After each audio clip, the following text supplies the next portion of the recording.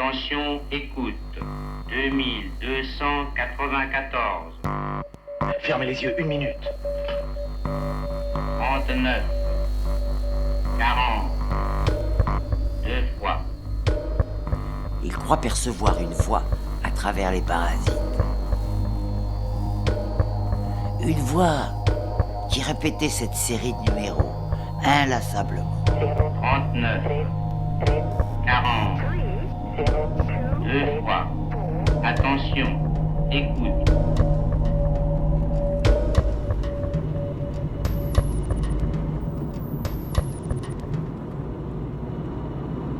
Là, on est en route pour ma station d'écoute. Je suis en quelque sorte un écouteur pirate parce que il y a des écoutes qui sont tout à fait autorisées de radio internationales. Voilà, chaque pays a sa radio qui transmet des informations, de la musique, etc. Et entre ces fréquences destinées aux radios autorisées, il y a des transmissions destinées à des services privés, voilà, qu'on peut recevoir. Par exemple, des transmissions qu'on appelle utilitaires, destinées aux services diplomatiques, aux services militaires. Voilà. Les stations de nombre également ne sont pas forcément des émissions autorisées.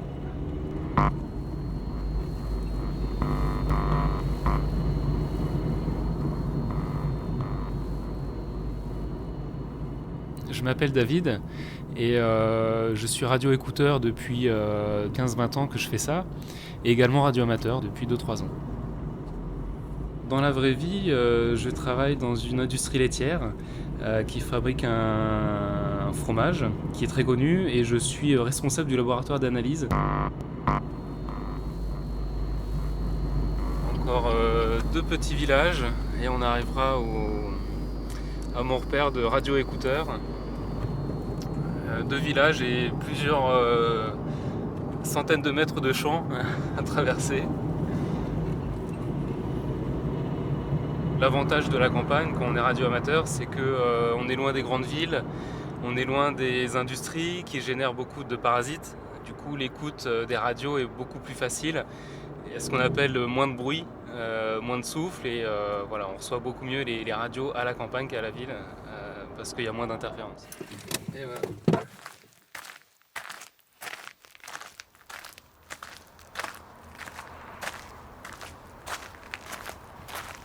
Sur mon toit, donc, j'ai installé 2 grandes antennes, 2 mâts. Il y en a un qui est destiné à l'antenne d'émission-réception et un autre mât sur lequel j'ai positionné 2 antennes destinées à la réception uniquement des transmissions radio.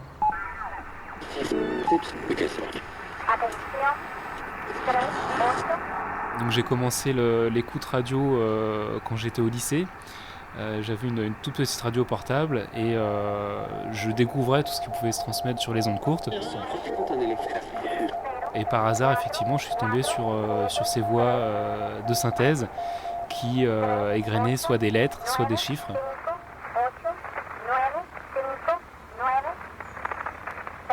Je dirais que les stations de nombres ne sont pas une anomalie, mais une bizarrerie. C'est quelque chose d'étrange, d'inhabituel, qui ne correspond pas à ce qu'on entend d'habitude aux transmissions radio classiques et qui perdure dans le temps. On sait que ça a commencé il y a des dizaines d'années, bien avant l'apparition des ordinateurs et même de la télévision, et on est en 2013 et ça continue toujours.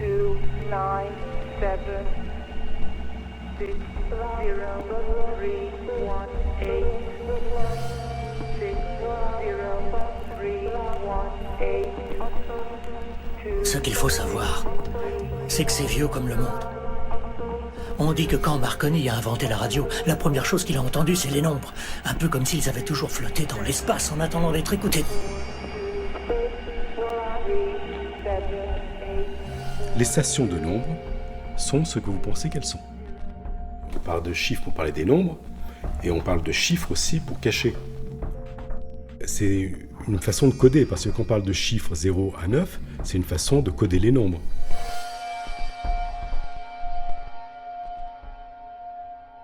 Je m'appelle Hervé Lenning et j'ai écrit 2 ouvrages, un sur l'univers des nombres Et l'autre, c'est l'univers des codes secrets, qui est très lié aux nombres aussi et aux chiffres.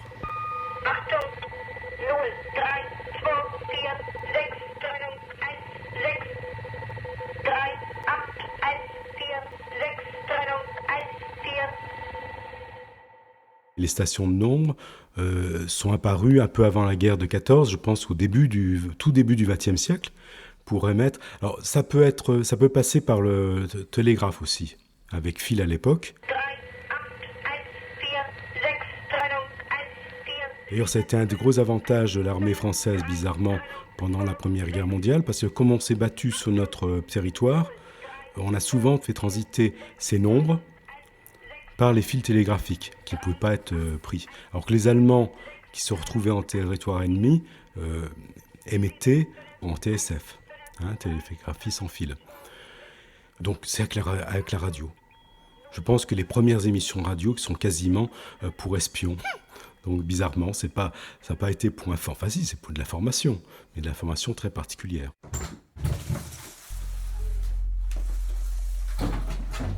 Et sans juste, je vais décharger ma machine. Là, comme ça, moi, je vous dérange pas. Il y a la machine à laver et le sèche-linge. Voilà. Chacun a son petit coin. Je m'en contente, ça va. Mon espace. Alors après, c'est un peu la guerre. La guerre, parce que moi, je lui dis de pas allumer la machine à laver quand je fais mes écoutes radio pour éviter des brouillages ou des parasites. Bon, du coup, voilà, soit c'est moi qui la mets en route, ou je lui dis non, attends, là j'ai une réception à faire, tu la mettras en route plus tard. Dès qu'on met en route un appareil électrique, il y a une interférence, une impulsion électrique qui est transformée en onde radio, et du coup ça peut être reçu par tout récepteur. Ouverture, 3 minutes. Donc là c'est le sous-sol de la maison. On se trouve ici dans une pièce que j'ai aménagée spécialement pour faire toutes mes réceptions radio. Donc c'est mon petit chez moi, mon centre d'écoute.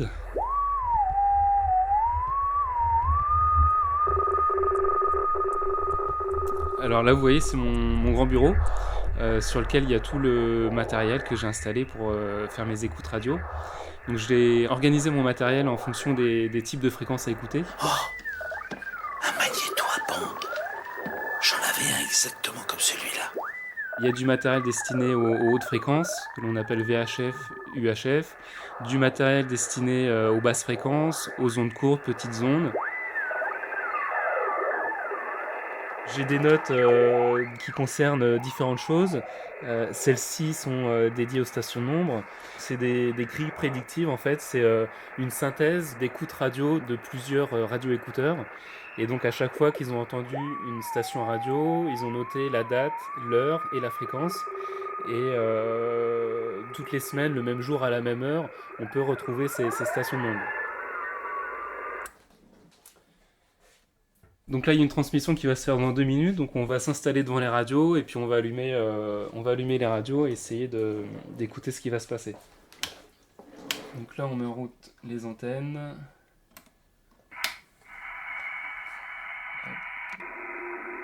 On allume la radio. On peut se promener sur le spectre radio.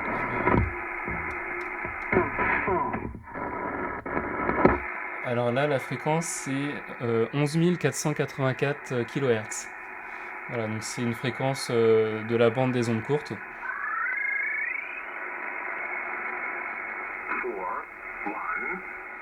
Donc là, il est 10 heures locales, exactement, et donc on entend le démarrage de la transmission radio. 4, 1, 3, 4, 1, 3, 4, 1, 3, 0, 0, 0, 4, 1. Donc là, ce qu'on entend, c'est l'indicatif de la station. Donc au démarrage, toutes les stations transmettent dans un premier temps leur indicatif. Donc là, on peut entendre l'indicatif 4, 1, 3, 4, 1, 3. Donc cet indicatif est transmis en général pendant 2 à 4 minutes. Et ensuite, s'il y a un message à transmettre, la station de nombre va transmettre le message par des groupes 2 chiffres. 4, 1, 3, 0, 0, 0. Il y a 30 ou 40 ans, les voix numériques n'existaient pas et les transmissions devaient être faites par des personnes qui utilisaient des micros et transmettaient en direct les séries de chiffres.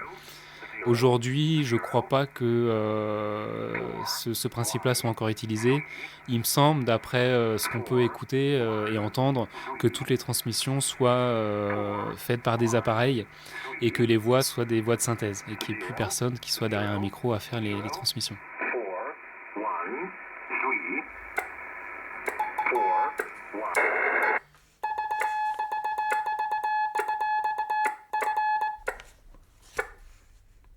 1. Et là, j'ai passé l'indicatif.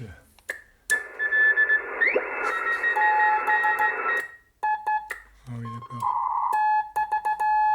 d'accord. Appel test de Fox 8 Kilo Hôtel Québec. Test pour Fox 8 Kilo Hôtel Québec. Allô? Pour l'essai, on vous a demandé de passer 0,95. Vous entendez rien ou quoi? Tous les soirs, à partir d'une certaine heure, dans la bande des 3 mégas, j'entendais une émission en allemand. 1, 9, 8, 3, 0. Art, Zibon, Art, et ainsi de suite. Enfin, elle passait des séries de chiffres. Au début, j'ai cru que c'était la météo. Parce que, bon, à cette époque-là, la Météo France passait des messages de nombres. Et puis, bon, quand j'ai fait mon service militaire, donc là, on m'a expliqué, non, c'est pas tout à fait ça.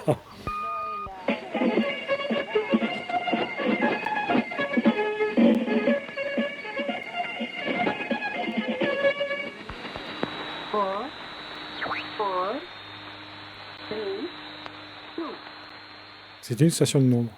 Elle passait que des chiffres. Donc c'était des messages codés. Ces chiffres étaient passés soit en français, enfin j'en ai entendu rarement, mais plus souvent soit en russe, soit en allemand, soit en anglais.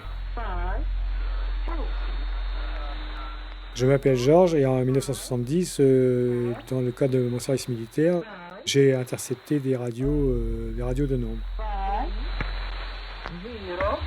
On était une vingtaine. Il y en avait à peu près 10 qui écoutaient les transmissions militaires des pays étrangers. Et puis, moi, j'écoutais les services de renseignement, les émissions des services de renseignement. On recopiait une suite de chiffres, et puis c'est tout. C'était envoyé à un service d'exploitation après, qui, on ne sait pas comment, parfois réussissait à avoir les codes et déchiffrer et décrypter les messages. Donc c'était des messages uniquement chiffrés. Qu'est-ce que c'est que cette musique? Je ne peux pas l'éviter. Essayez la fréquence 6. La 6. Ok. Essayez la 7. La 7.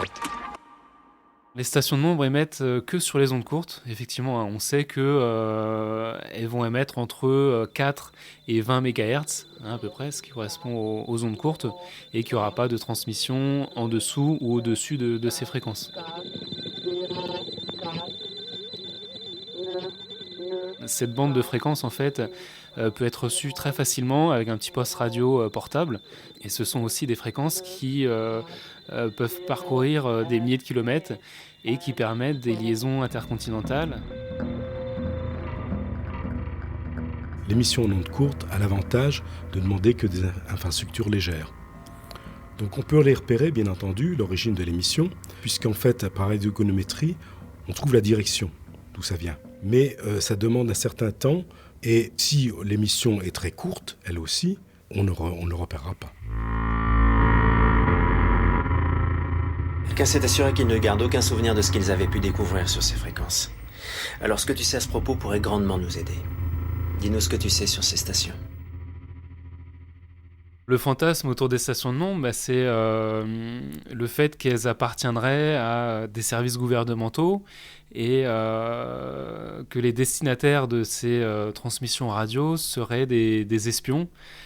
Certaines stations ont clairement été identifiées comme des stations militaires, donc ça c'est sûr et certain. Et sur d'autres stations, il y a toujours le doute qui plane sur une origine de services de renseignement ou au moins de services gouvernementaux.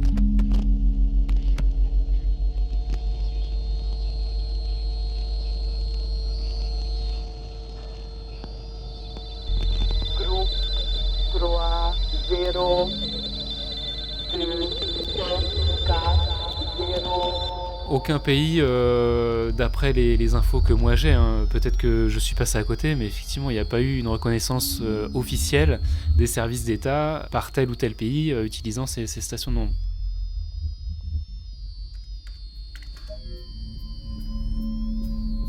Pour l'instant, je vois rien d'anormal. Je vois 2 transmissions hier, 3 hier soir. Ces combinaisons de chiffres que vous transmettez sont réceptionnées par des agents de terrain. Par ce biais de communication soi-disant infaillible, ce sont des missions qu'on leur délivre. Vous imaginez ce que ça représente ? 15 transmissions. C'est-à-dire 15 missions. Non autorisées. Des assassinats, des bombardements. Ça peut être n'importe quoi. Des meurtres. Tenez. Y écrit quoi ? Je sais pas déchiffrer ça. Tous les agents de terrain ont sur eux un genre de calepin jetable, type bloc-notes. Ils utilisent une page pour chaque code. Quand vous transmettez quelque chose, l'agent fait correspondre la première combinaison de chiffres avec une page de son carnet. Il ne doit utiliser qu'une certaine page, et cette page seulement pour décoder le message. Une fois que c'est fait, il détruit la page. Ce carnet, effectivement, contient ce que l'on appelle une clé, un one-time pad, parce que c'est à usage unique. Donc ça a la taille d'une boîte d'allumettes, hein, ça tient dans la main. Si on le brûle, il reste aucun résidu et ça pourrait même être comestible. Voilà, si jamais il y avait besoin de faire disparaître très rapidement ces petites feuilles de papier, ce petit carnet, hein, on pourrait le manger, le brûler, on ne retrouverait rien du tout. Chaque message a un code préexistant. Complètement aléatoire. C'est tout à fait impossible de craquer un message sans posséder le code d'origine. Il change à chaque roulement. Donc il nous faut le code. Ouais, il nous faut ce code. Il y a plusieurs méthodes de chiffrement. La méthode la plus courante qu'on utilise de nos jours, je pense, qui est la méthode en même temps du téléphone rouge, ça démarre en fait avec César. C'est simplement des décalages. César, lui, décalait de 4. Au lieu de dire A, il disait A, B, C, D, D, etc. Alors après, à la Renaissance, on a eu l'idée tout simplement, et c'est un autre personnage qui était diplomate, qui s'appelle Blaise de Vigenère, qui a imaginé à changer le décalage suivant la position. Par exemple, premièrement, décalage de 4, puis après de 3, puis après de 2, puis après de 15, etc. Et donc, ça peut... C'est ce qu'on appelle la clé, les décalages, et la clé va pouvoir être écrite en un mot. Alors, un autre personnage, qui est un militaire, qui en 1917 a eu l'idée de prendre des clés aussi longues que le texte. Il s'appelle Vernam. C'est le chiffrement de Vernam, et il a amélioré encore un petit peu en prenant un chiffrement aléatoire. Alors, généralement, ce qui est intéressant, en écoutant ces stations de nombres, ce qui m'a intéressé, c'est qu'on groupe toujours les nombres par 5. Et effectivement, ça c'est très vieux, et ça vient du télégraphe d'antan, où on groupait toujours par 5. Alors, beaucoup de radioécouteurs ont essayé de décrypter ces messages. Moi le premier, hein, en essayant de trouver une clé ou de relier donc, ces nombres aux lettres de l'alphabet. Malheureusement, tout le monde a essayé et personne n'a trouvé le moyen de décrypter ces chiffres. Il faudrait vraiment avoir... C'est de la chance, là. C'est plus mathématique ou autre. Voilà, il faut tomber par chance dessus. Mais il y a tellement de possibilités, en fait, qu'on ne peut pas trouver la clé exacte permettant de décoder le message à un moment précis.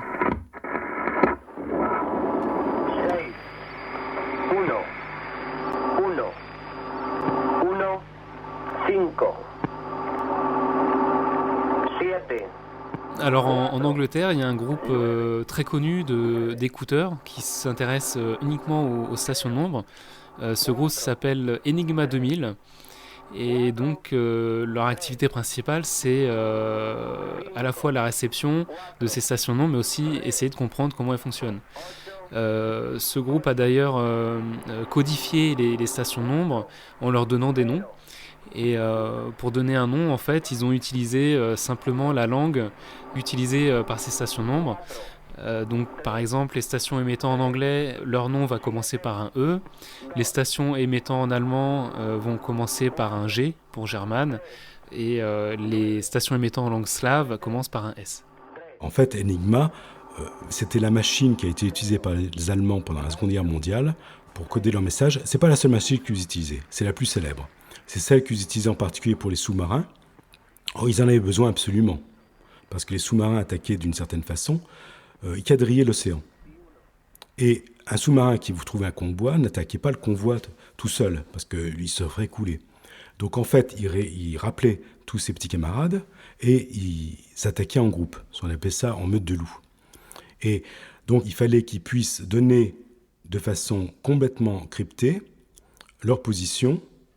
Et si les Anglais connaissaient le sens, il était au rendez-vous. Et c'est comme ça qu'à partir de 1943, on savait très bien décrypter les messages allemands. Les sous-marins se sont retrouvés coulés en très très grand nombre. Comprenez-vous les signaux ? Alors il y a une part de fascination, de se dire waouh, je suis tombé sur une transmission radio qui est destinée à des services gouvernementaux, à des espions.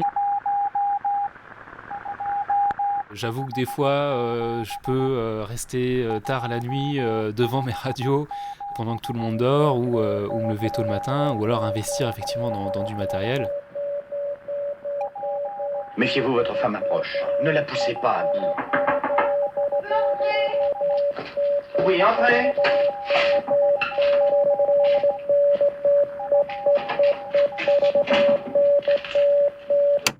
Je suis Aurore, la femme de David. C'est une passion qui est un peu envahissante pour la maison. Mais voilà, que je laisse faire, que j'accepte, mais que je comprends pas non plus le fonctionnement, etc. En fait, le rêve de tout radio amateur, c'est d'avoir un pylône. Et un pylône, c'est quelque chose qu'il faut fixer avec couler du béton. Enfin voilà, c'est quelque chose d'assez conséquent et imposant dans le jardin. Ça va être en hauteur ou en surface qu'on va pouvoir avoir limité un peu. Mais après, dans le radioamateurisme, il y a différents niveaux. Donc plus on monte en niveau, plus les antennes sont aussi conséquentes. Donc du coup, voilà. Là, il n'a encore pas fini d'installer entièrement son installation parce qu'il y a une antenne qui doit être installée encore en pignon de maison. Donc voilà, je n'ai pas encore la finalité ou la vue finale de l'installation. Mais elle est là, donc on fait avec. Hein, si elles n'y étaient pas, ce serait mieux, mais elles sont là. Notre radio de bord a capté une transmission. Une voix qui répétait une série de nombres. On a mis plusieurs semaines avant de découvrir la tour radio. Mais les numéros... Vous avez découvert quelque chose sur eux ? Vous savez d'où vient leur pouvoir ? Pouvoir ? Ils provoquent des catastrophes. Partout autour de vous. Ils sont maudits. Ces numéros. Ils sont maudits. Moi, je pensais que ça s'était arrêté avec la chute du mur de Berlin, mais apparemment, je vous dis, il y a un mois, j'ai capté une station qui émettait encore. Ça m'a paru quand même surprenant qu'en 2013, on utilise encore ce type de procédé, alors que maintenant, il existe des valises satellites qui ne sont pas plus grosses qu'un ordinateur portable. Vous attaquez le satellite, vous passez votre message et puis terminé. Hein. Et là, c'est difficilement détectable, ça. Ne comprends-tu pas que la moindre de ces phrases est plus étonnante que mes poèmes ? Je donnerais mon œuvre entière pour une seule de ces petites phrases. Je traque l'inconnu. 1, 8, 2, 8, 2, 1. C'est surprenant, on peut toujours les entendre en 2013, mais je pense que les stations d'ondes sont un secours. Elles peuvent être utiles en cas de crise et il faut les maintenir en vie. 0, 4, 4, 2, 4, 2.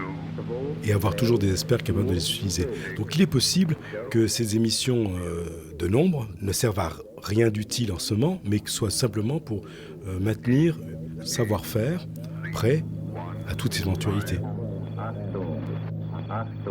Puisque s'il y a une crise vraiment profonde, il est très facile de couper Internet. Puisque ça passe par les câbles sous-marins dont on est maître totalement. On peut tout couper. Alors que les stations d'ondes, on ne pourra jamais les couper. 9.